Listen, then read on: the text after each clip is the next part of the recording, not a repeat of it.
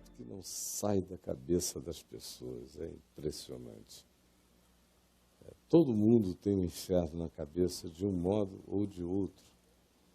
E é motivado e motivados pelo inferno que as coisas mais loucas do planeta acontecem. Por exemplo, tem gente que, em nome de Deus e por ódio do inferno e daquilo que os humanos fazem, que pode ser considerado como agente indutor cultural de influência para que pessoas de uma sociedade, em sendo influenciadas, vão para o inferno. Então, por amor ao Deus que é contra o inferno, tem gente que vai e mata todo mundo. Por causa de Deus e para impedir a propagação do inferno na terra. Vão e assassinam. E continuam planejando todo dia assassinar mais pessoas para impedir o crescimento do inferno. Por exemplo, esse choque que a gente assiste e que tem hoje em dia no Estado Islâmico a sua representação arquetípica, porque o Estado Islâmico vai passar e vão surgir outras representações arquetípicas do mesmo tipo, assim como a Al-Qaeda está virando a sacristia do Estado Islâmico, mas já foi a coisa que de mais tenebrosa a gente conhecia. E desde que eu sou menino, eu só vejo essas bestas de um chifre serem substituídas por outra de 2, depois de 3, depois de 8, de 10. É uma quantidade enorme, mas elas não cessam. Tudo em nome da mesma pressuposição. Só piora, só aumenta. É inferno contra o inferno. Vamos liquidar o inferno, os outros, porque os outros, por exemplo, o ocidente da Terra, estão levando a eles mesmos, a todos os demais, e nos influenciam, nos tentam. Nos tentam. Vamos acabar com a civilização deles, porque sem a civilização deles nós não seremos tentados. Inferno. Inferno é a força motriz da espiritualidade de quase todo mundo. Com a suspensão do inferno, um monte de gente aqui iria viver de outro modo. Ah, é? Tem muita gente que não se divorciou por causa do inferno. Tem gente que não traiu ainda por causa do inferno. Tem gente que não expressa os seus pensamentos com medo do inferno. Há pessoas que ficam sob julgos e aprisionamentos relacionais a vida inteira por causa do inferno. Também. O inferno determina a agenda do planeta. Tenho certeza disso. Há muitos determinadores de agendas, mas a morte e o inferno são os que mais provocam os nossos agendamentos, os nossos compromissos existenciais na vida.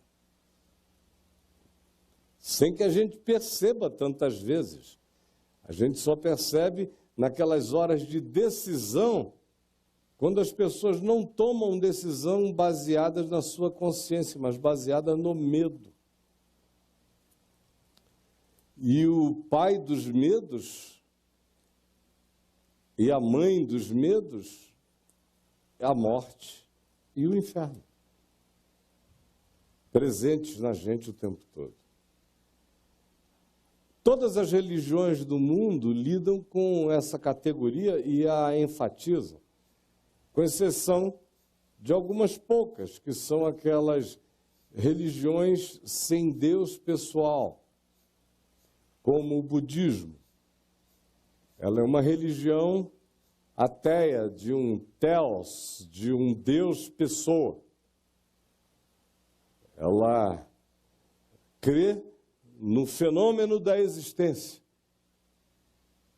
Mas não há ninguém para você encontrar numa instância superior à da consciência humana, teoricamente, com quem você venha se relacionar em amor. Ao contrário, a morte é a dissolvência da pessoalidade. É uma espécie de Hades impessoal. Mas as religiões, em geral, as do livro, judaísmo, cristianismo e islamismo, e as religiões afro-ameríndias, as religiões dos fenômenos autóctones, todas elas têm céu e inferno. Como a nossa sociedade também tem céu e inferno. O inferno são certas classes sociais e econômicas. E o céu são algumas categorias sociais e econômicas concedidas a poucos escolhidos para fazerem parte dela. Mas isso está na base das nossas espiritualidades, das nossas moralidades, é a pedra fundamental da consciência da maioria das pessoas na sociedade humana. É o medo do inferno que faz a gente não fazer um monte de outras coisas que sem tal medo a gente faria. Eu vejo, inclusive, ateus que têm medo do inferno. Pelo sim e pelo não, Deus não existe, mas tem tanta maldade no mundo que pode ser que continue do lado de lá. Então, deixa eu diminuir o risco aqui. E se a gente for olhar para dentro do nosso coração, nós vamos ver o poder extraordinário que a divindade de Hades, esse deus grego, tem na alma da gente, o deus da morte. Hades, filho mais velho de Cronos, de acordo com a mitologia grega. Aí você diz, mas por que você está falando de Hades se supostamente a gente veio aqui para ouvir o Evangelho? É porque o Evangelho incorporou a nomenclatura grega do Hades para falar de inferno. Hades era o filho mais velho de Cronos. Cronos, como todo pai onipotente ou com síndrome de onipotência, não suportou a existência dos seus filhos, porque entendeu que iria ser sucedido pelo seu filho Hades, que era o mais velho, o primogênito, e os primogênitos eram os sucessores.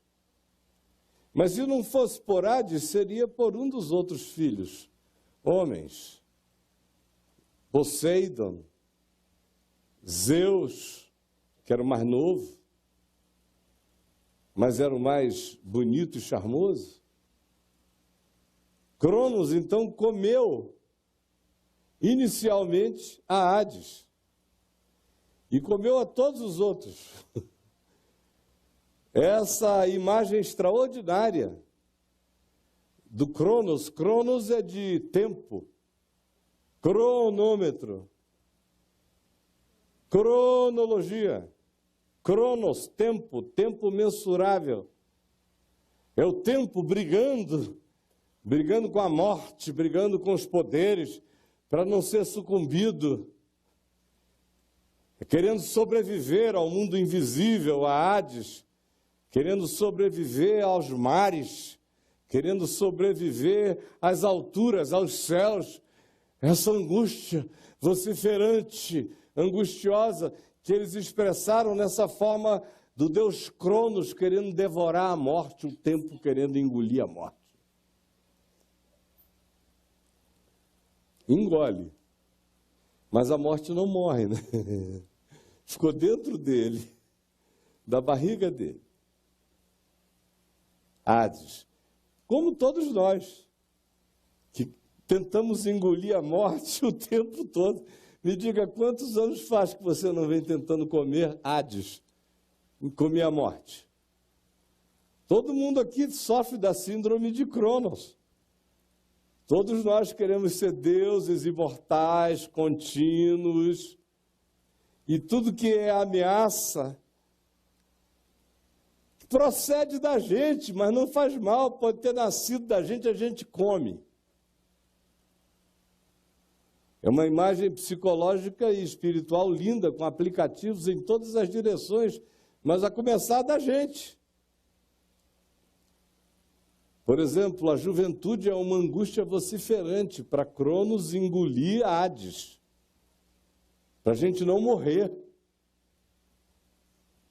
para a gente evitar qualquer coisa que possa ser uma intervenção de Hades prematuramente na nossa cronologia, no nosso Cronos, que é o que a gente tem de mais precioso, são as nossas contagens regressivas, um dia menos, um dia menos, um dia menos.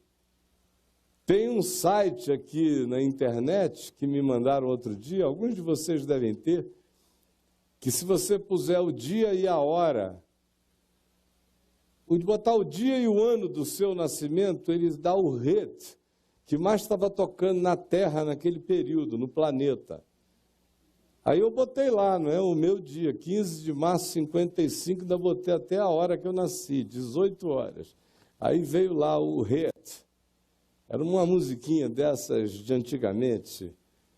Era mais para embalar o ritmo do meu pai e da minha mãe do que o meu.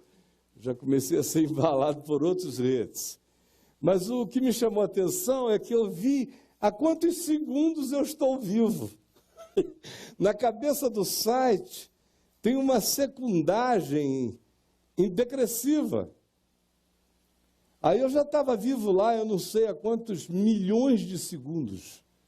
Era uma coisa tipo quase 40 milhões de segundos que eu estava vivo. E aquilo caindo assim,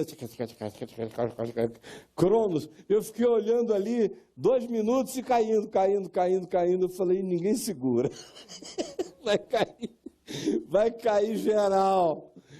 E não adianta, Cronos não vai conseguir engolir Hades, a morte. Não vai. É interessante que os gregos fizeram de tudo para ver se matavam, se acabavam com a morte.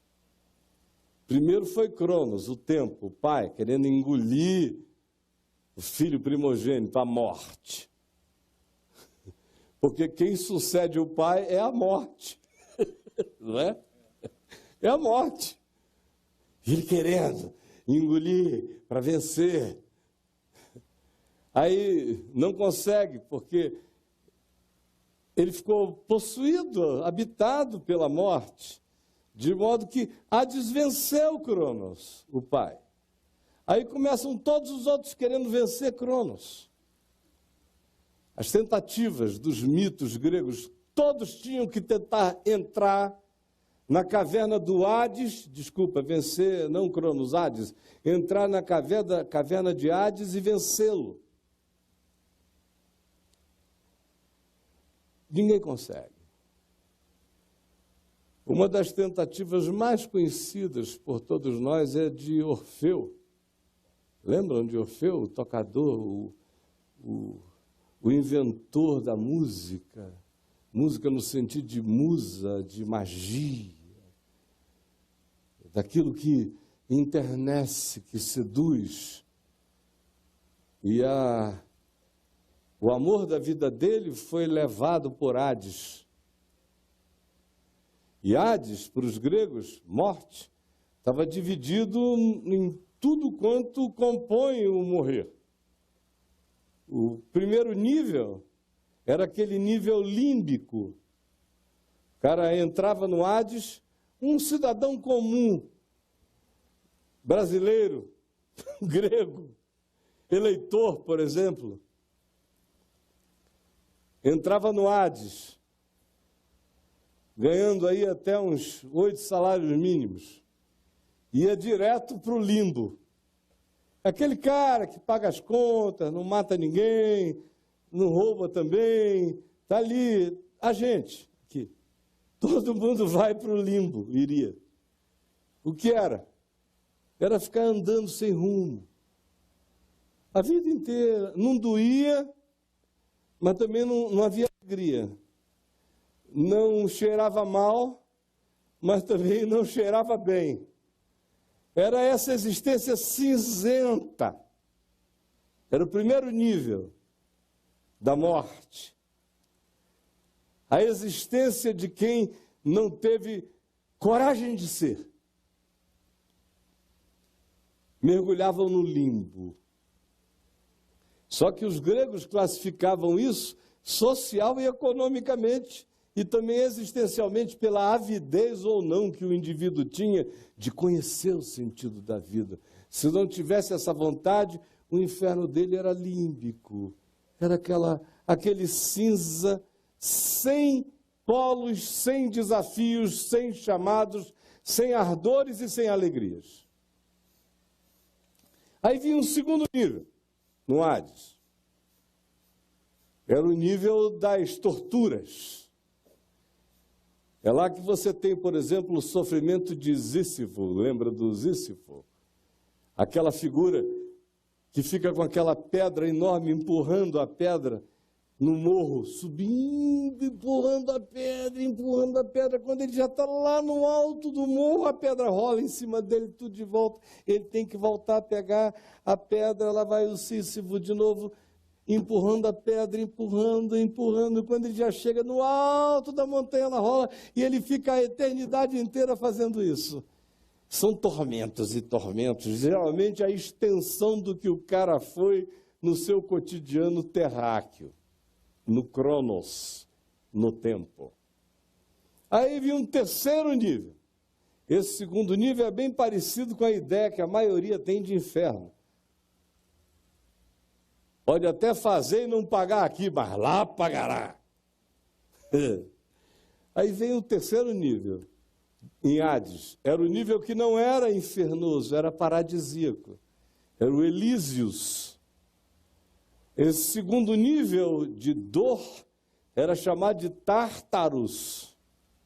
O terceiro nível, Elísios. Em Elísios era onde estavam as ilhas paradisíacas, de alegrias indizíveis e maravilhosas.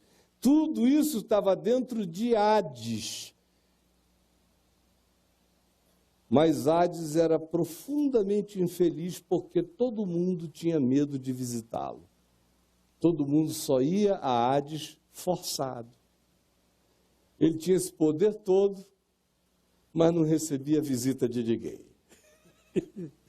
Parece muita gente na família da gente que fica nessa a tal ponto que ninguém quer visitar. Mas por que eu estou dizendo isso?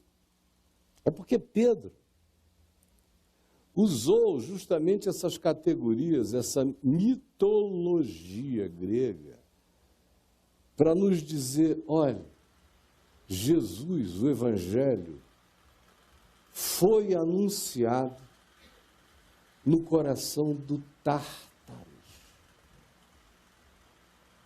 Agora, por que ele disse isso?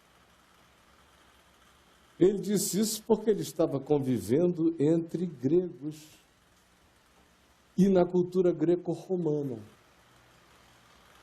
Se ele estivesse conversando com judeus, ele não iria usar essa imagem, porque essa não era uma imagem da arquetipia, do imaginário do povo judeu, mas era dos gregos, da Ásia Menor. O que nos ensina que o importante não é como a gente veste as coisas, se com linguagem mítica ou não. O importante é se com qualquer que seja a linguagem se esteja levando e carregando a verdade do significado. Olha só o que Pedro diz, uma vez que agora você entende um pouco mais, se é que já não entendia, sobre o significado da morte, para a mente daqueles aos quais Pedro estava falando e escrevendo. Ele não estava escrevendo para você. Ele não disse, eu vou escrever uma carta para o pessoal que se reúne na casa do Caio, no Lago Norte. Isso foi há 2000 anos atrás, para uma população que pensava no mundo espiritual assim. A morte era o reinado de Hades, o filho mais velho de Cronos, e tudo lá estava dividido nesse nível. Era assim que o mundo olhava a vida. Ele pega e diz, se Jesus venceu a morte, por que ele não vence na mente de todos os que enxergam a existência assim, não vence de dentro para fora essa construção de pânico, de medo, de engano que a morte impõe na alma de todo mundo, com as nossas angústias de a vencermos dos nossos próprios modos.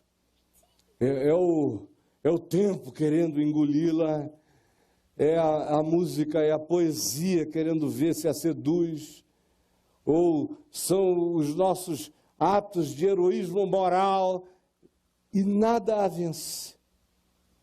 É o que Pedro está dizendo. Todas as tentativas que vocês conhecem de vencerem esse poder último, fracassaram. Aí, então, ele nos diz, na sua primeira epístola, no capítulo 3, do verso 18 em diante, pois também Cristo morreu uma única vez pelos pecados, o justo pelos injustos, para conduzir-vos a Deus, morto, sim, na carne, mas vivificado no Espírito, no qual também foi, no Espírito, depois de morto, enquanto o corpo dele era tirado da cruz, aqui no Cronos, no espaço-tempo, a cruz estava erguida, ele morreu, o corpo foi preparado, foi sepultado. Pedro está narrando o outro lado. Cronos é a história que os evangelhos nos contam. Aqui é uma história de quem narrou, de quem entrou, saiu e contou. O único que entrou, que saiu, que venceu e que contou. O justo morreu pelos injustos, e Hades o engoliu. Só que a morte não sabia que ele fizera isso, sendo justo, dera-se pelos injustos em amor, para nos conduzir de volta à vida em Deus. Morto, sim, na carne, constatadamente morto, do seu coração vazado pela lança, em Cronos, no espaço-tempo, saiu sangue e água, morto na carne. Porém, na outra dimensão, vivificado em espírito, invadia o Hades. Porque em espírito é que ele foi e pregou no Hades aos espíritos em prisão, os quais, olhem a loucura, os quais, esses espíritos do Hades, ele diz, são também aqueles, ele pregou aos espíritos em prisão, os quais noutro tempo foram desobedientes. E aí ele narra um episódio de uma natureza absolutamente estranha aos sentidos humanos convencionais. Ele diz que Jesus entrou e pregou aos espíritos que tinham sido desobedientes noutro tempo na história. Que tempo? Quando a longanimidade de Deus aguardava nos dias de Noé, do dilúvio. Foi um tempo que hoje se tornou um acontecimento de natureza inquestionável. Na década de 30, 40, 50, que surgiram aquelas modas de tentativa de relativizar o dilúvio, eu ainda peguei a rebarba disso, evangelizando nas universidades na década de 70. Hoje em dia, a antropologia universal, a geologia, os achados mais extraordinários das ciências mais diversas, com as datações mais sofisticadas e a antropologia mais ampla possível, não nega esse dilúvio comum narrado por todas as civilizações da Terra. É esse tempo aqui que se diz, por que esse tempo foi tão incomum e por que esse inferno, esse Hades, esse Tártaros, foi tão importante, essa visita, e a narrativa de que foi e pregou o Evangelho aos espíritos em prisão. Isso é contra tudo que nós fomos ensinados a vida inteira. O cara morreu, não tem mais chance para ele, jamais. Mas aqui, tem um que entra em Hades e sai do Hades. E não sai com uma historinha. Ele sai levando cativo o cativeiro. Ele entrou e pregou aos espíritos em prisão. Muitos comentaristas do texto grego original dizem que a expressão para pregar é uma proclamação de vitória, de redenção, de resgate. Olha a loucura dessa graça de Deus. E Pedro faz questão de exagerá-la, porque ele está falando para gregos em relação ao Hades. O único que entrou e saiu, não saiu para contar a história, saiu trazendo os que estavam cativos lá de dentro para fora. Que eram aqueles que foram desobedientes quando a longanimidade de Deus aguardava nos dias de Noé. Vocês lembram? Abram aí, se quem quiser, ou abram depois, anotem para pesquisar mais tarde, em Gênesis 6, de 1 a 7. É aquele tempo ali que você está descrevendo aqui. Quando foi? Quando aqueles seres alienígenas, os Benai Elohim, traduzidos aqui como filhos de Deus, e que só aparecem no Velho Testamento vinculados a anjos, a seres não da nossa dimensão, mas de uma outra, o que é corroborado por Pedro na segunda epístola dele, e por Judas, o irmão de Jesus, aludindo ao mesmo tempo, fala de anjos. Os Benai Elohim, os filhos de Deus, não era a descendência de Sete com tesão na descendência de Caim. Não, isso era normal. Eram pessoas, entes espirituais, que você pode chamar de alienígenas, de anjos. O texto original hebraico chama de Benai Elohim, filhos de Deus, designando uma categoria não humana de criaturas, e diz que eles se imiscuíram com as filhas dos homens, geraram alterações genéticas na espécie e surgiram aqueles entes extraordinários acerca dos quais os gregos, os egípcios, os celtas, os Nazca, os saxãos, todos dão testemunho, e a Escritura dá o testemunho mais veemente possível no Velho Testamento dessa alteração de natureza genética amorfa e monstruosa que aconteceu no mundo, em razão do qual veio o dilúvio para zerar a humanidade, para desmonstrificar o que se tinha feito. Isso é tão extraordinário, e a civilização que tinha sido construída antes no planeta inteiro era tão absolutamente desenvolvida. Quando a gente acha alguns rastros disto nas nossas escavações, a gente entra em perplexidade, sem compreender como é que tanta sofisticação foi sepultada subitamente e a humanidade foi zerada e recomeçou quase do nada. Cada vez mais fica mais inexplicável como é que quando você viaja para baixo desse layer de água de dilúvio que você encontra nos cortes arqueológicos no mundo inteiro, quanto mais para baixo você escava, mais extraordinariamente sofisticada era a civilização. Aí depois disso, você volta quase que a uma idade primitivíssima e recomeça todo um processo de evolução civilizatória outra vez. Por isso, a Escritura chama isso de o mundo antigo. Foi sepultado o mundo antigo. As Atlantas, todas as descrições, a gente fica o quê? Tratando Platão como doido? O cara não era doido, não. Estava falando de coisas que aconteceram. Nós é que somos uns idiotas presunçosos. Houve coisas extraordinárias, foram tão fantásticas e tão malucas e tão inumanas, foram sepultadas para que houvesse continuidade. Do contrário, a humanidade teria se aniquilado há muito tempo atrás.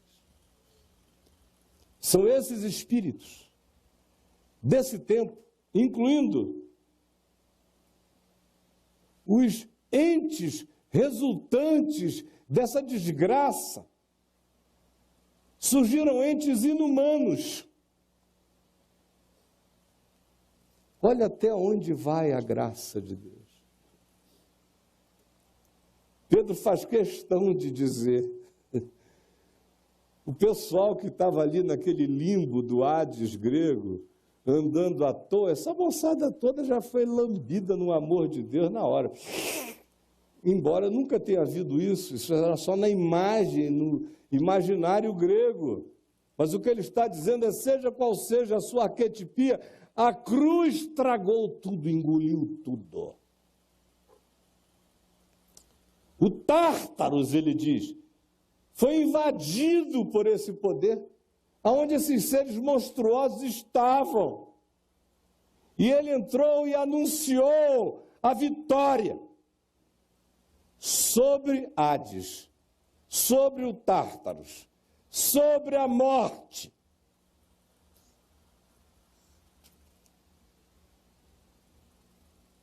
Aí Pedro prossegue um pouco mais adiante, no capítulo 4, dizendo, ele está falando, o contexto antecedente imediato dessa fala é sobre gente que está sofrendo, sendo justa, gente boa apanhando, sendo maltratada. Aí ele diz, olha, é melhor ser maltratado assim, não é? Sendo gente boa. Ou você preferia ser maltratado sendo um safado, filho da mãe? Então, por favor, já que você está sendo tratado sendo gente boa, dê glória a Deus, porque sobre ti repousa o Espírito da glória de Deus. Mas não seja nenhum de vós maltratado com razão de ser, porque seria trágico. E aí ele diz, porque Jesus também foi maltratado assim.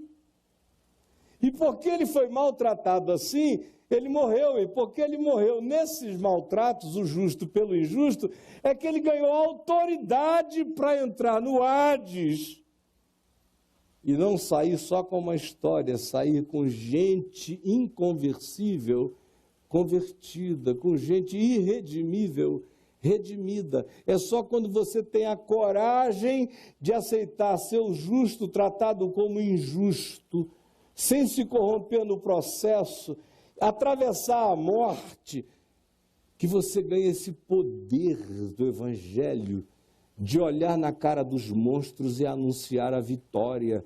É a melhor e única chance que eles terão de serem também redimidos. Esse é o contexto existencial aplicado à prática cotidiana daqueles com quem Pedro estava conversando. Só que ele abriu esse parêntese, de repente, e nos ajudou a entrar nesse portal e dar uma olhada. E ele foi o único que de lá saiu. Pedro prossegue no mesmo tema do sofrimento, de dizer, não fique preocupado com o sofrimento, só não sofra o mau sofrimento, o bom sofrimento te introduz aparentemente em coisas horrendas, mas você sai vitorioso delas. Esse é o espírito do que está sendo dito. Ora, tendo Cristo sofrido na carne, capítulo 4 da primeira epístola de Pedro, tendo ele sofrido na carne, armai-vos também vós do mesmo pensamento, do mesmo pensamento. Ele está ensinando aqui uma filosofia da fé. Do mesmo pensamento. Você consegue entender isso? Pois aquele que sofreu na carne deixou o pecado, esse é o princípio. O justo sofre injustamente, ele se santifica. Ele fica mais forte, ele vence. Ele é jogado na morte da reputação, injustamente ele sai de lá mais digno. Isso é um ensino aplicado ao cotidiano, embora Pedro tenha aberto aquele portal e disse, olha, o princípio se baseia nessa vitória. Esse é o axioma universal.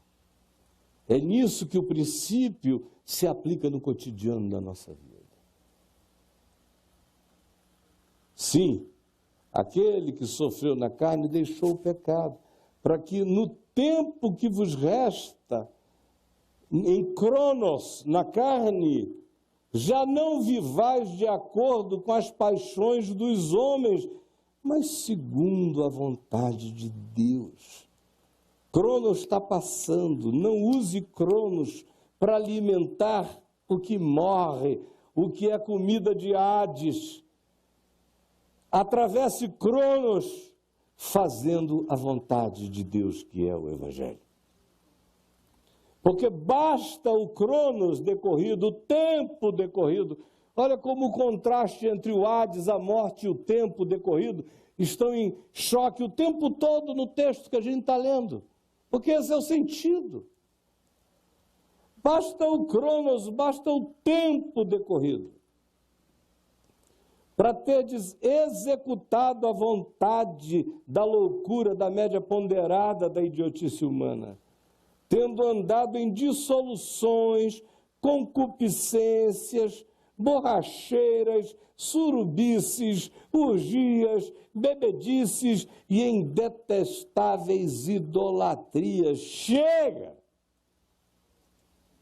Por isso, difamando-vos os outros, eles entram em crise, quando não veem vocês mais aderirem, esposarem, concorrerem, comprometerem-se, aliarem-se, associarem-se com eles ao mesmo excesso de devassidão. Eles ficam com ódio cada vez mais, porque um dia você fez parte do processo. Agora, o Evangelho que revelou a você que tudo que você faz em Cronos, brigando contra a morte, já está perdido de antemão. O Evangelho que mostrou a você que a vitória contra essa angústia vociferante, angustiada, sôfrega insaciável de Cronos, é vencida pelo Evangelho, quando a gente sabe que Jesus venceu o que apavora Cronos, que é morte, que é Hades, venceu de dentro para fora. E o coração da gente entra em estado de pacificação. E aí a gente sossega as dissoluções, as concupiscências, as borracheiras, as orgias, as bebedices, as idolatrias detestáveis, tudo cessa. E aí eles veem a transformação e começam a nos difamar, estranhando que a gente tem encaretado tanto, estranhando que a gente não surube mais, estranhando que a gente não ande mais vomitando de bebedice em bebedice, de loucura e de loucura, acordando em camas que a gente não sabe de quem são. E eles dizem, poxa vida, você era tão legal naquele tempo. Mas agora você está essa coisa estranha.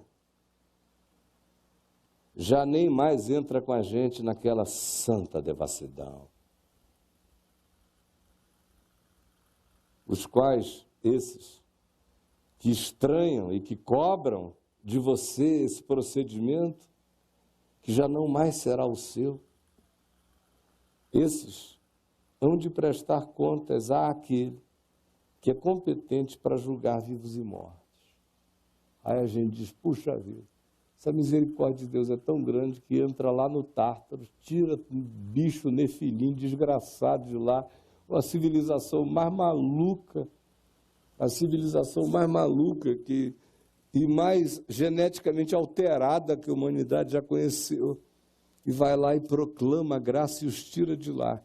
Para terminar assim, é um amor que só termina em condenação. Faz uma misericórdia danada para anunciar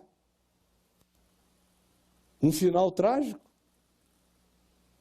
Porque seria uma contradição, não é? Eles estão difamando vocês porque vocês não entram mais no excesso de devassidão, mas eles vão de prestar contas àquele que é competente para julgar vivos e mortos. Você precisa de, puxa vida, tudo que é amigo meu está danado de novo. Aí Pedro prossegue dizendo, pois é a razão, né? É o porquê da história. Porque, ou razão pela qual, ou para este fim, foi pregado o Evangelho também a mortos. Aqui, os mortos daqui, daquele portal sobre o qual falei há pouco. É o contexto. Para este fim foi o Evangelho pregado também a mortos. Para quê? Mesmo julgados na carne, como esses aqui que difamam, estranhando que não concorrais com eles mais no mesmo excesso de devassidão, os quais hão de prestar contas, para que o Evangelho foi pregado a mortos, esses aqui estão mortos em delitos e pecados, o Evangelho foi pregado a mortos na morte e a mortos na existência, também a mortos, para que mesmo experimentando o juízo na carne, segundo os homens, eles tenham ainda a chance no Espírito, segundo Deus, como aconteceu com aqueles que estavam dentro do Tártaros e foram tirar de lá arrancados pela mão poderosa do Cristo de Deus, conforme Paulo corrobora em Efésios, no capítulo 4, no verso 7, quando nos diz, e quando a graça foi concedida a cada um de nós, segundo a proporção da graça de Cristo, do dom de Cristo, se cumpria o que foi dito. Quando ele subiu às alturas, levou o cativo o cativeiro e concedeu dons aos homens. Ora, que quer dizer que ele subiu acima das alturas, senão também que ele havia descido até as regiões inferiores à própria terra, à morte, ao Hades. Ele vem de lá e quando sobe às alturas leva cativo o cativeiro. Aí você diz, e hoje aqui comigo? Hoje, não ande mais em nenhum tipo de existência que a sua consciência já convenceu a você que não é vontade de Deus. Para que você não sofra na carne, para que você não desperdice a sua existência no Cronos, para que você não seja um desses heróis frustrados da existência, um Orfeu que acha que dá para seduzir a morte com a sua melodia, ou alguém que acha que pela força das suas virtudes morais entra e sai. Não, é muito mais profundo que isso. O convite é,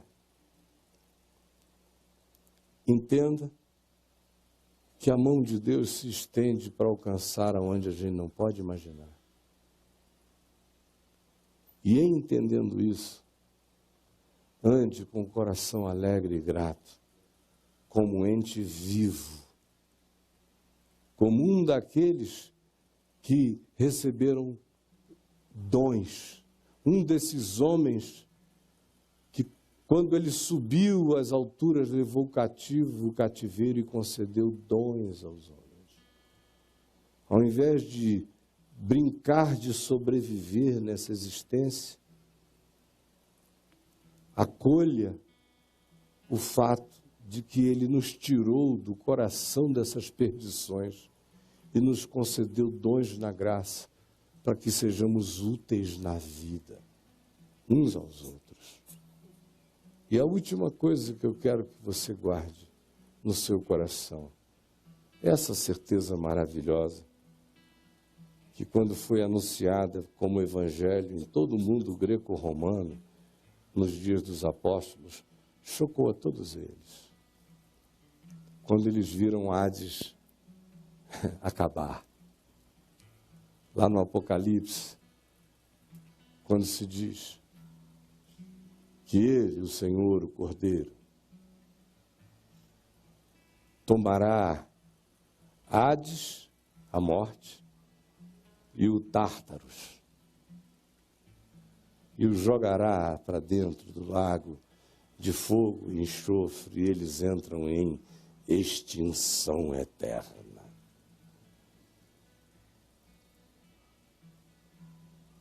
O inferno vai acabar. Só o amor de Deus permanecerá eternamente. Mas até lá, tem muita gente vivendo no inferno hoje, tem muita gente que ainda vai conhecer desnecessariamente o inferno e muitos infernos, e que não precisava mais conhecer nenhum. Porque a mão do Eterno se estendeu para o mais profundo de todos os tártaros. Tirou lá de dentro os seres anômalos, os inumanos pré-diluvianos, os filhos da fusão indescritível, as criaturas inomináveis, os híbridos indizíveis, e toda uma geração alucinada. Eu sei que a multidão dos protestantes está toda me ouvindo, arrepiada, zangada. O pessoal que torce muito em favor do inferno, em geral, é gente de lá. De lá. No evangelho que eu leio, a morte e o inferno hão de acabar. Mas não viva neles, por favor, porque esse dia ainda não chegou. A prova disso é a multidão de gente conversando, escrevendo, falando, gemendo, orando de dentro do Tártaros do Espírito, em angústias sem fim, desnecessárias, porque a mão do Eterno, a mão de Jesus, se estende e proclama essa vitória. E se você chegou hoje aqui, respirando os ares do Hades, em nome de Jesus, aceite ser tirado e saia daí pelas mãos do amor de Deus agora. Pai nosso que estais nos céus, santificado seja o teu nome, venha o teu reino, seja feita a tua vontade, assim na terra como nos céus. O pão nosso de cada dia nos dá hoje, perdoa as nossas dívidas, assim como nós perdoamos os nossos devedores, e não nos deixes cair em tentação, mas livra-nos do mal, pois teu é o reino, o poder e a glória para sempre. Em teu nome nós abençoamos, oramos e pedimos tua misericórdia sobre esses meninos loucos e endemoninhados do Estado Islâmico, tomados de ódio, de revolta, de demônio, de ânimo de morte, até a morte de si mesmos. Tem compaixão. Eles vivem hoje o papel do perverso, que oprime, que mata. E tu disseste, eles vivem hoje o papel do inimigo. Tu disseste, orai, orai por eles. Amai esses seres e orai por eles. Nós oramos por eles E oramos pelos pais deles, pelas famílias deles. Que desgraça é ter uma alma assim na família. Como aquele pai que falou diante de ti, Jesus, esta semana, que ficou aliviado quando soube que mataram o filho dele e o filho não iria matar mais ninguém. Que coisa horrenda. Nós dizemos, Maranata, vem Jesus. A terra geme, está bêbada e cambaleante. Levanta homens e mulheres lúcidos, não deixa que nós entremos na mesma embriaguez planetária, mas preserva as nossas mentes. É o que eu te peço, em meu favor, em favor de todos os que dizem amém e em favor dos que ainda não ouvem essa voz, a tua palavra. É o que eu te imploro, em nome de Jesus. Vão em paz, meus irmãos, uma boa semana. Que Deus nos encha do Espírito Santo e leiam o Evangelho.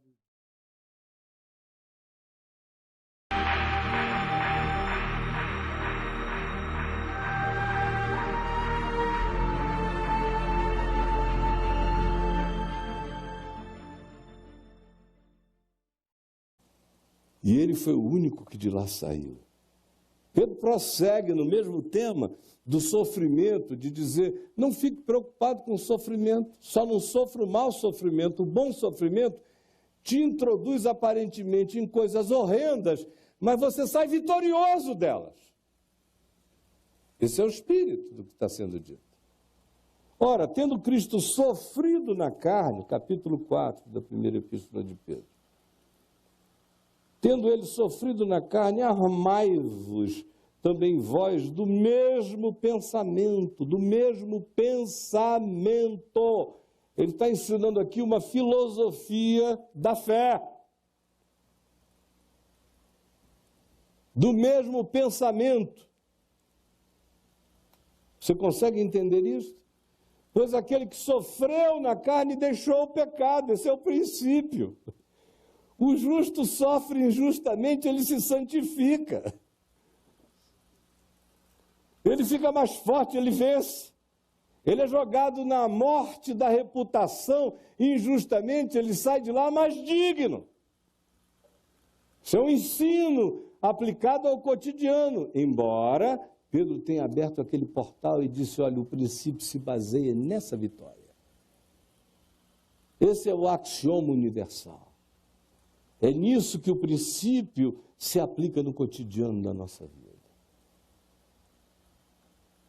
Sim, aquele que sofreu na carne deixou o pecado, para que no tempo que vos resta, em cronos, na carne, já não vivais de acordo com as paixões dos homens, mas segundo a vontade de Deus. Cronos está passando, não use Cronos para alimentar o que morre, o que é comida de Hades. Atravesse Cronos fazendo a vontade de Deus, que é o Evangelho. Porque basta o Cronos decorrido, o tempo decorrido. Olha como o contraste entre o Hades, a morte e o tempo decorrido estão em choque o tempo todo no texto que a gente está lendo. Porque esse é o sentido. Basta o Cronos, basta o tempo decorrido, para terdes executado a vontade da loucura, da média ponderada da idiotice humana, tendo andado em dissoluções, concupiscências, borracheiras, surubices, urgias, bebedices e em detestáveis idolatrias. Chega!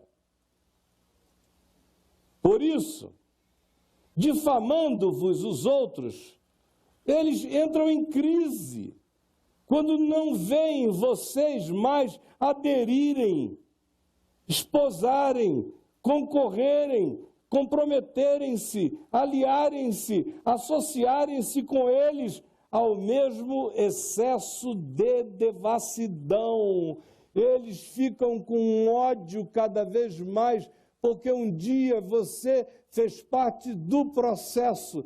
Agora, o Evangelho que revelou a você que tudo que você faz em Cronos, brigando contra a morte, já está perdido de antemão. O Evangelho que mostrou a você que a vitória contra essa angústia vociferante, angustiada, sôfrega insaciável de Cronos, é vencida pelo Evangelho, quando a gente sabe que Jesus venceu o que apavora Cronos, que é morte, que é Hades, venceu de dentro para fora. E o coração da gente entra em estado de pacificação. E aí a gente sossega as dissoluções, as concupiscências, as borracheiras, as orgias, as bebedices, as idolatrias detestáveis, tudo cessa. E aí eles veem a transformação e começam a nos difamar, estranhando que a gente tem encaretado tanto, estranhando que a gente não surube mais, estranhando que a gente não ande mais vomitando de bebedice em bebedice, de loucura, acordando em camas que a gente não sabe de quem são. E eles dizem, poxa vida, você era tão legal naquele tempo. Mas agora você está essa coisa estranha. Já nem mais entra com a gente naquela santa devassidão. Os quais, esses, que estranham e que cobram de você esse procedimento, que já não mais será o seu, esses hão de prestar contas àquele que é competente para julgar vivos e mortos. Aí a gente diz, puxa vida, essa misericórdia de Deus é tão grande que entra lá no Tártaro, tira um bicho nefilim desgraçado de lá, uma civilização mais maluca, a civilização mais maluca e mais geneticamente alterada que a humanidade já conheceu, e vai lá e proclama a graça e os tira de lá. Para terminar assim, é um amor que só termina em condenação. Faz uma misericórdia danada para anunciar um final trágico. Porque seria uma contradição, não é? Eles estão difamando vocês porque vocês não entram mais no excesso de devassidão, mas eles vão de prestar contas àquele que é competente para julgar vivos e mortos. Você precisa de, puxa vida, tudo que é amigo meu está danado de novo. Aí Pedro prossegue dizendo, pois é a razão, né? É o porquê da história. Porquê, ou razão pela qual, ou para este fim, foi pregado o Evangelho também a mortos. Aqui, os mortos daqui, daquele portal sobre o qual falei há pouco. É o contexto. Para este fim foi o Evangelho pregado também a mortos. Para quê? Mesmo julgados na carne, como esses aqui que difamam, estranhando que não concorrais com eles mais no mesmo excesso de devassidão, os quais hão de prestar contas, para que o Evangelho foi pregado a mortos, esses aqui estão mortos em delitos e pecados, o Evangelho foi pregado a mortos na morte e a mortos na existência, também a mortos, para que mesmo experimentando o juízo na carne, segundo os homens, eles tenham ainda a chance no Espírito, segundo Deus, como aconteceu com aqueles que estavam dentro do Tártaros e foram de lá arrancados pela mão poderosa do Cristo de Deus, conforme Paulo corrobora em Efésios, no capítulo 4, no verso 7, quando nos diz, e quando a graça foi concedida a cada um de nós, segundo a proporção da graça de Cristo, do dom de Cristo, se cumpria o que foi dito. Quando ele subiu às alturas, levou o cativo o cativeiro e concedeu dons aos homens. Ora, que quer dizer que ele subiu acima das alturas, senão também que ele havia descido até as regiões inferiores à própria terra. E os primogênitos eram os sucessores. Mas se não fosse por Hades, seria por um dos outros filhos, homens. Poseidon, Zeus, que era o mais novo, mas era o mais bonito e charmoso. Cronos, então, comeu inicialmente a Hades e comeu a todos os outros. Essa imagem extraordinária do Cronos. Cronos é de tempo, cronômetro, cronologia. Cronos, tempo, tempo mensurável. É o tempo brigando com a morte, brigando com os poderes, para não ser sucumbido. Querendo sobreviver ao mundo invisível, a Hades, querendo sobreviver aos mares, querendo sobreviver às alturas, aos céus. Essa angústia vociferante, angustiosa, que eles expressaram nessa forma do Deus Cronos querendo devorar a morte, o tempo querendo engolir a morte.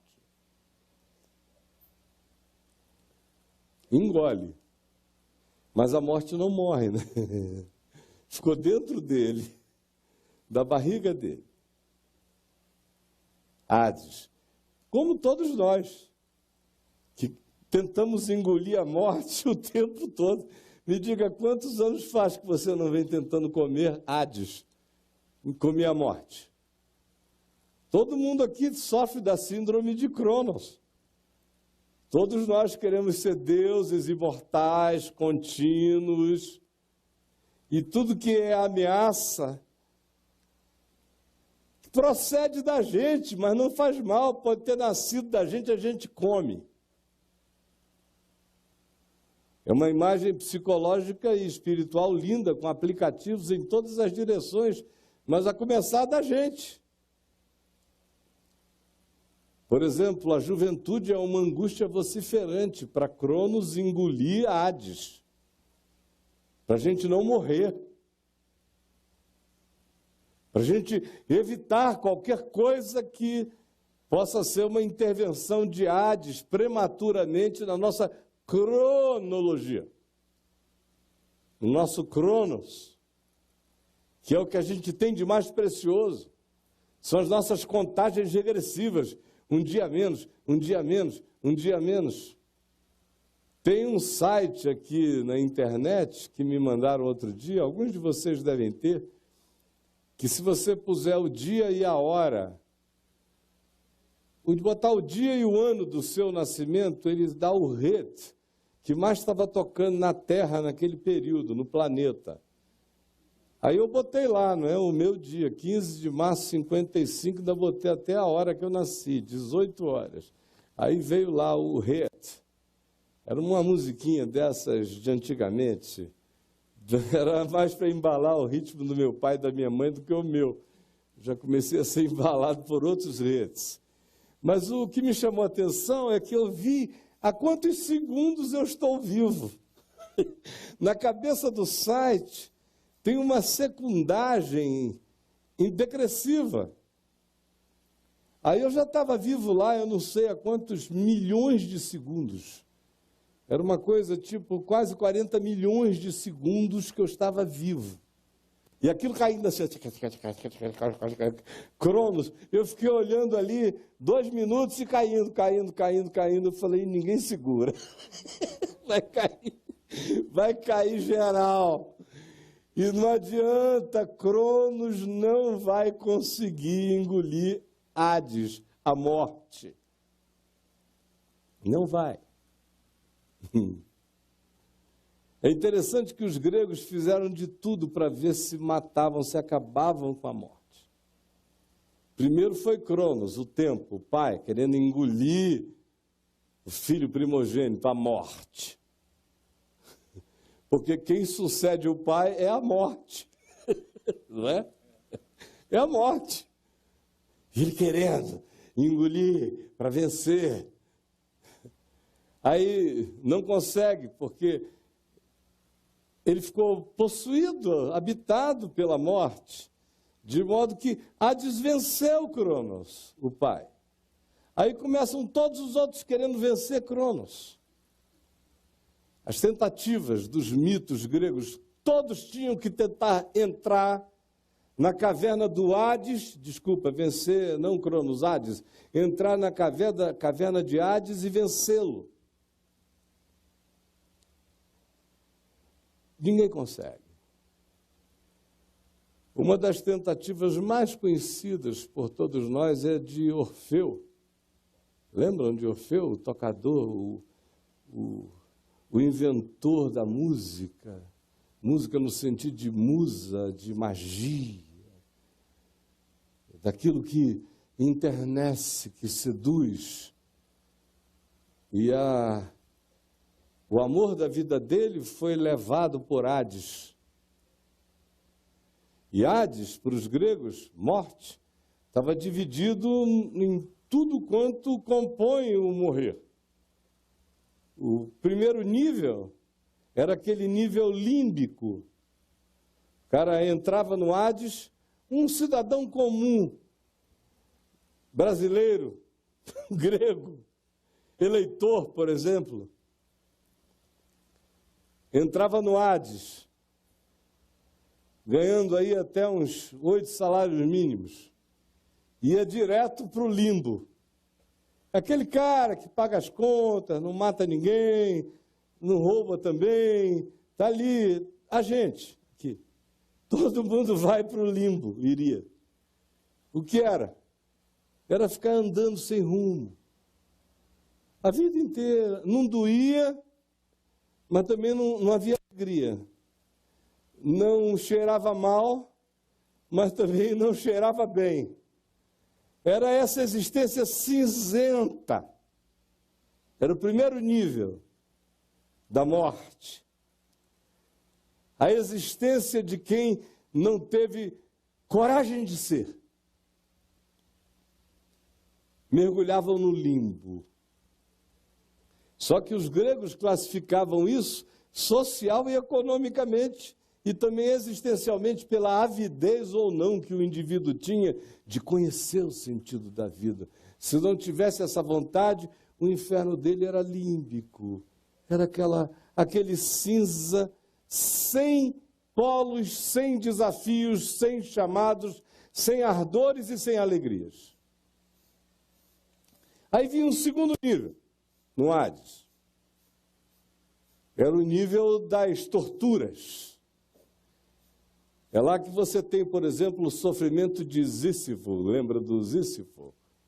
Aquela figura que fica com aquela pedra enorme, empurrando a pedra no morro, subindo, empurrando a pedra. Quando ele já está lá no alto do morro, a pedra rola em cima dele, tudo de volta. Ele tem que voltar a pegar a pedra, lá vai o Sísifo de novo, empurrando a pedra, empurrando. Quando ele já chega no alto da montanha, ela rola, e ele fica a eternidade inteira fazendo isso.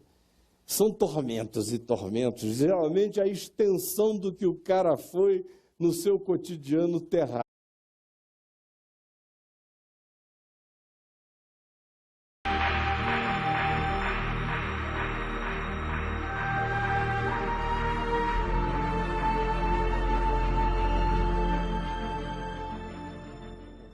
Que não sai da cabeça das pessoas, é impressionante.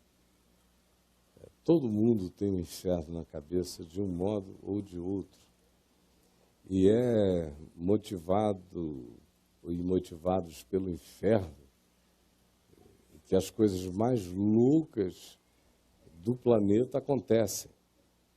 Por exemplo, tem gente que, em nome de Deus e por ódio do inferno e daquilo que os humanos fazem, que pode ser considerado como agente indutor cultural de influência para que pessoas de uma sociedade, em sendo influenciadas, vão para o inferno, Então, por amor ao Deus que é contra o inferno, tem gente que vai e mata todo mundo.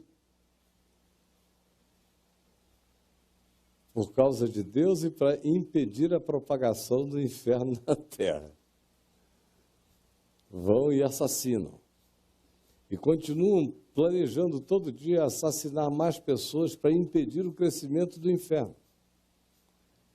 Por exemplo, esse choque que a gente assiste e que tem hoje em dia no Estado Islâmico a sua representação arquetípica, porque o Estado Islâmico vai passar e vão surgir outras representações arquetípicas do mesmo tipo, assim como a Al-Qaeda está virando a sacristia do Estado Islâmico, mas já foi a coisa que de mais tenebrosa a gente conhecia. E desde que eu sou menino, eu só vejo essas bestas de um chifre serem substituídas por outra de 2, depois de 3, depois de 8, de 10. É uma quantidade enorme, mas elas não cessam. Tudo em nome da mesma pressuposição. Só piora, só aumenta. É inferno contra o inferno. Vamos liquidar o inferno, os outros, porque os outros, por exemplo, o ocidente da Terra, estão levando a eles mesmos, a todos os demais, e nos influenciam, nos tentam. Nos tentam.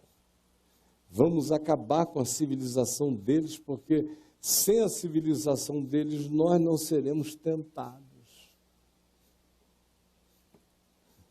Inferno. Inferno é a força motriz da espiritualidade de quase todo mundo. Com a suspensão do inferno, um monte de gente aqui iria viver de outro modo. Ah, é? Tem muita gente que não se divorciou por causa do inferno. Tem gente que não traiu ainda por causa do inferno. Tem gente que não expressa os seus pensamentos com medo do inferno. Há pessoas que ficam sob julgos e aprisionamentos relacionais a vida inteira por causa do inferno. Também. O inferno determina a agenda do planeta. Tenho certeza disso. Há muitos determinadores de agendas, mas a morte e o inferno são os que mais provocam os nossos agendamentos, os nossos compromissos existenciais na vida. Sem que a gente perceba tantas vezes. A gente só percebe naquelas horas de decisão, quando as pessoas não tomam decisão baseadas na sua consciência, mas baseada no medo. E o pai dos medos e a mãe dos medos é a morte e o inferno, presentes na gente o tempo todo. Todas as religiões do mundo lidam com essa categoria e a enfatizam, com exceção de algumas poucas, que são aquelas religiões sem Deus pessoal, como o budismo. Ela é uma religião ateia de um Theos, de um Deus pessoa. Ela crê no fenômeno da existência. Mas não há ninguém para você encontrar numa instância superior à da consciência humana, teoricamente, com quem você venha se relacionar em amor. Ao contrário, a morte é a dissolvência da pessoalidade. É uma espécie de Hades impessoal. Mas as religiões, em geral, as do livro, judaísmo, cristianismo e islamismo, e as religiões afro-ameríndias, as religiões dos fenômenos autóctones, todas elas têm céu e inferno. Como a nossa sociedade também tem céu e inferno. O inferno são certas classes sociais e econômicas. E o céu são algumas categorias sociais e econômicas concedidas a poucos escolhidos para fazerem parte dela. Mas isso está na base das nossas espiritualidades, das nossas moralidades, é a pedra fundamental da consciência da maioria das pessoas na sociedade humana. É o medo do inferno que faz a gente não fazer um monte de outras coisas que sem tal medo a gente faria. Eu vejo inclusive ateus que têm medo do inferno. Pelo sim e pelo não, Deus não existe, mas tem tanta maldade no mundo que pode ser que continue do lado de lá. Então deixa eu diminuir o risco aqui. E se a gente for olhar para dentro do nosso coração, nós vamos ver o poder extraordinário que a divindade de Hades, esse deus grego, tem na alma da gente, o deus da morte. Hades, filho mais velho de Cronos, de acordo com a mitologia grega. Aí você diz, mas por que você está falando de Hades se supostamente a gente veio aqui para ouvir o Evangelho? É porque o Evangelho incorporou a nomenclatura grega do Hades para falar de inferno. Hades era o filho mais velho de Cronos. Cronos, como todo pai onipotente ou com síndrome de onipotência, não suportou a existência dos seus filhos, porque entendeu que iria ser sucedido pelo seu filho Hades, que era o mais velho, o primogênito Áquio, no Cronos, no tempo. Aí vinha um terceiro nível. Esse segundo nível é bem parecido com a ideia que a maioria tem de inferno. Pode até fazer e não pagar aqui, mas lá pagará. Aí vem o terceiro nível, em Hades. Era o nível que não era infernoso, era paradisíaco. Era o Elísios.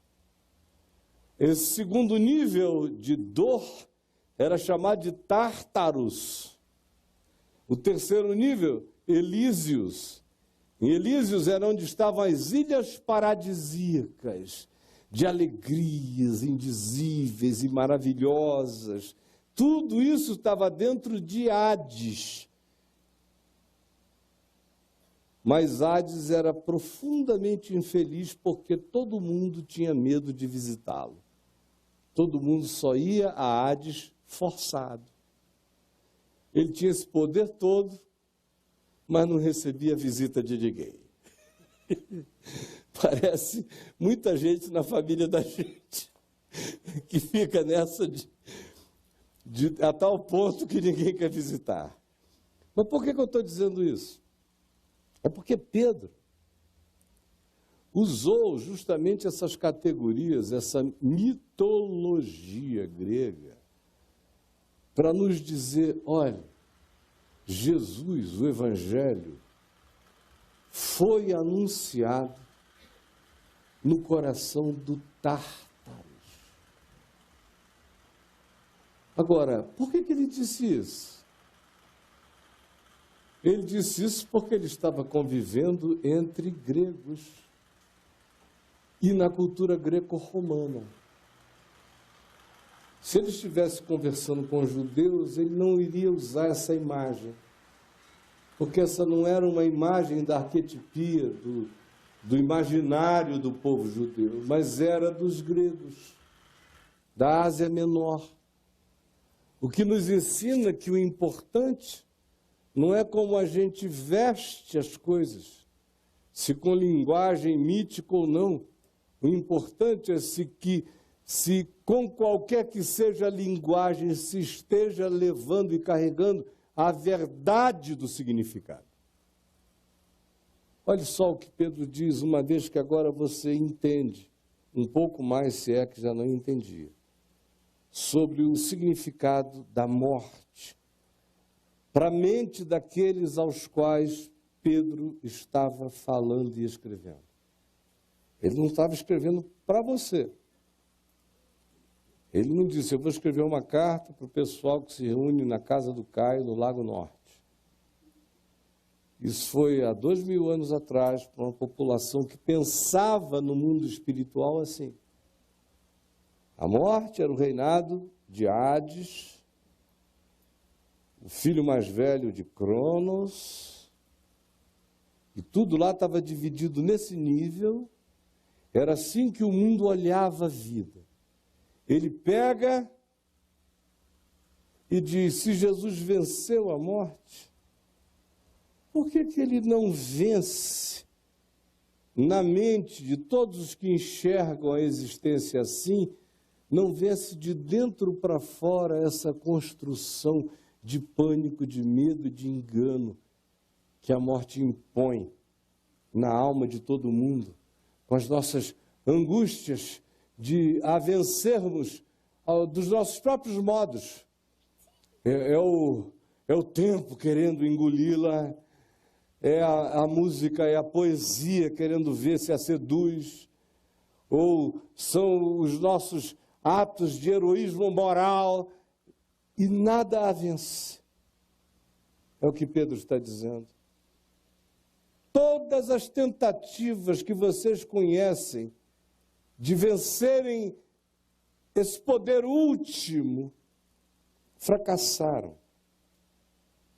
Aí, então, ele nos diz, na sua primeira epístola, no capítulo 3, do verso 18 em diante, pois também Cristo morreu uma única vez pelos pecados, o justo pelos injustos, para conduzir-vos a Deus, morto, sim, na carne, mas vivificado no Espírito, no qual também foi, no Espírito, depois de morto, enquanto o corpo dele era tirado da cruz, aqui no Cronos, no espaço-tempo, a cruz estava erguida, ele morreu, o corpo foi preparado, foi sepultado. Pedro está narrando o outro lado.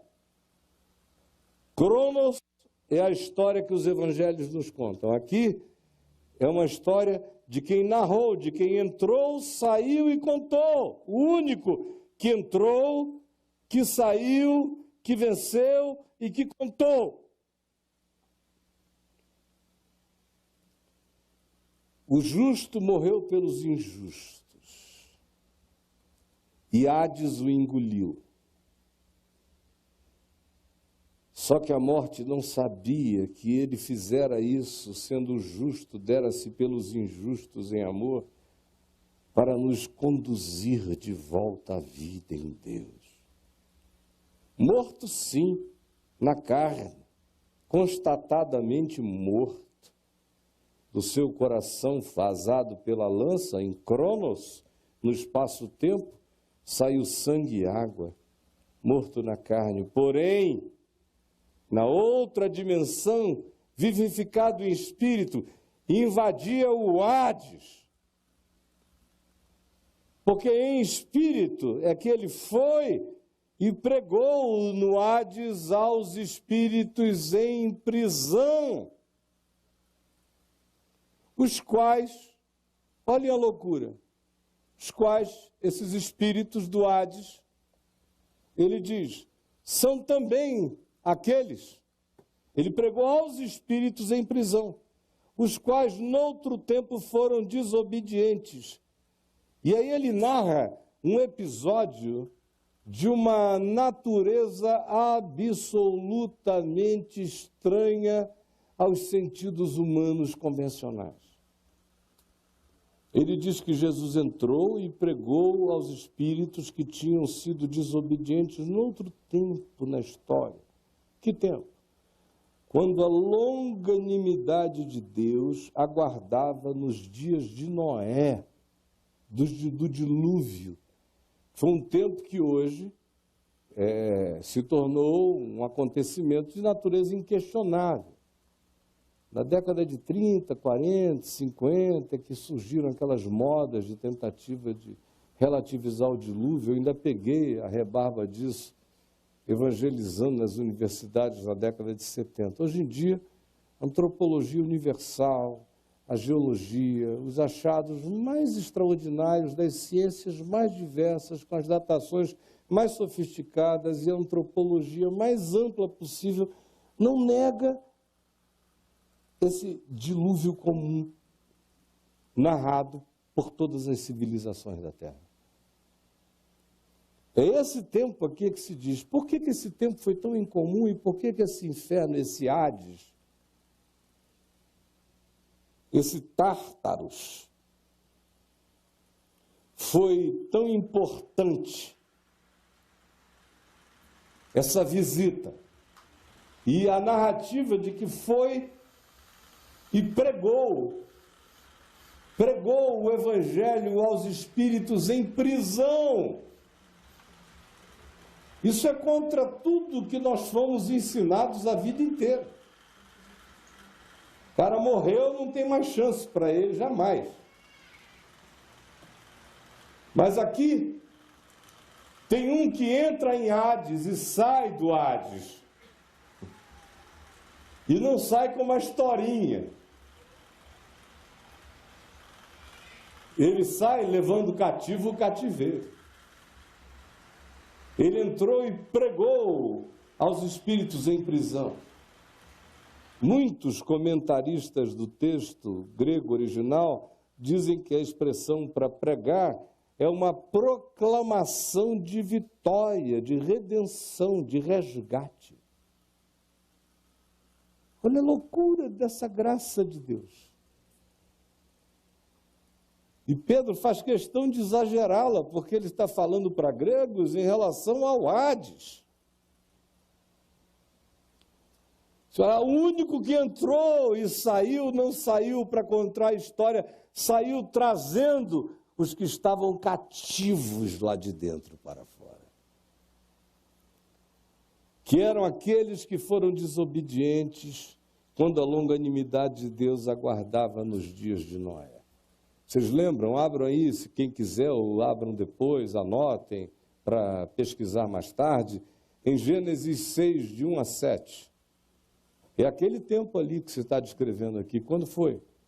Quando aqueles seres alienígenas, os Benai Elohim, traduzidos aqui como filhos de Deus, e que só aparecem no Velho Testamento vinculados a anjos, a seres não da nossa dimensão, mas de uma outra, o que é corroborado por Pedro na segunda epístola dele, e por Judas, o irmão de Jesus, aludindo ao mesmo tempo, fala de anjos. Os Benai Elohim, os filhos de Deus, não era a descendência de Sete com tesão na descendência de Caim. Não, isso era normal. Eram pessoas, entes espirituais, que você pode chamar de alienígenas, de anjos. O texto original hebraico chama de Benai Elohim, filhos de Deus, designando uma categoria não humana de criaturas, e diz que eles se imiscuíram com as filhas dos homens, geraram alterações genéticas na espécie e surgiram aqueles entes extraordinários acerca dos quais os gregos, os egípcios, os celtas, os Nazca, os saxãos, todos dão testemunho, e a Escritura dá o testemunho mais veemente possível no Velho Testamento dessa alteração de natureza genética amorfa e monstruosa que aconteceu no mundo, em razão do qual veio o dilúvio para zerar a humanidade, para desmonstrificar o que se tinha feito. E isso é tão extraordinário. E a civilização que tinha sido construída antes no planeta inteiro era tão absolutamente desenvolvida. Quando a gente acha alguns rastros disto nas nossas escavações, a gente entra em perplexidade, sem compreender como é que tanta sofisticação foi sepultada subitamente e a humanidade foi zerada e recomeçou quase do nada. Cada vez mais fica mais inexplicável como é que quando você viaja para baixo desse layer de água de dilúvio que você encontra nos cortes arqueológicos no mundo inteiro, quanto mais para baixo você escava, mais extraordinariamente sofisticada era a civilização. Aí depois disso, você volta quase que a uma idade primitivíssima e recomeça todo um processo de evolução civilizatória outra vez. Por isso, a Escritura chama isso de o mundo antigo. Foi sepultado o mundo antigo. As Atlantas, todas as descrições, a gente fica o quê? Tratando Platão como doido? O cara não era doido, não. Estava falando de coisas que aconteceram, nós é que somos uns idiotas presunçosos. Houve coisas extraordinárias, foram tão fantásticas e tão malucas e tão inumanas, foram sepultadas para que houvesse continuidade. Do contrário, a humanidade teria se aniquilado há muito tempo atrás. São esses espíritos desse tempo, incluindo os entes resultantes dessa desgraça. Surgiram entes inumanos. Olha até onde vai a graça de Deus. Pedro faz questão de dizer, o pessoal que estava ali naquele limbo do Hades grego, andando à toa, essa moçada toda já foi lambida no amor de Deus na hora. Embora nunca tenha havido isso era só na imagem, no imaginário grego. Mas o que ele está dizendo é, seja qual seja a sua arquetipia, a cruz tragou tudo, engoliu tudo. O Tártaros, ele diz, foi invadido por esse poder, aonde esses seres monstruosos estavam. E ele entrou e anunciou a vitória sobre Hades, sobre o Tártaros, sobre a morte.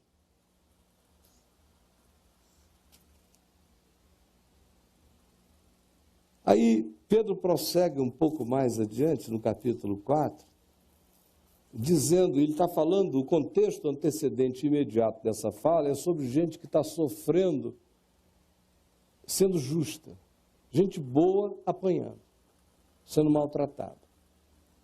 Aí ele diz, olha, é melhor ser maltratado assim, não é? Sendo gente boa. Ou você preferia ser maltratado sendo um safado, filho da mãe? Então, por favor, já que você está sendo tratado sendo gente boa, dê glória a Deus, porque sobre ti repousa o Espírito da glória de Deus. Mas não seja nenhum de vós maltratado com razão de ser, porque seria trágico. E aí ele diz, porque Jesus também foi maltratado assim. E porque ele foi maltratado assim, ele morreu. E porque ele morreu nesses maltratos, o justo pelo injusto, é que ele ganhou autoridade para entrar no Hades. E não sair só com uma história, sair com gente inconversível, convertida, com gente irredimível, redimida. É só quando você tem a coragem de aceitar ser o justo tratado como injusto, sem se corromper no processo, atravessar a morte, que você ganha esse poder do Evangelho de olhar na cara dos monstros e anunciar a vitória. É a melhor e única chance que eles terão de serem também redimidos. Esse é o contexto existencial aplicado à prática cotidiana daqueles com quem Pedro estava conversando. Só que ele abriu esse parêntese, de repente, e nos ajudou a entrar nesse portal e dar uma olhada.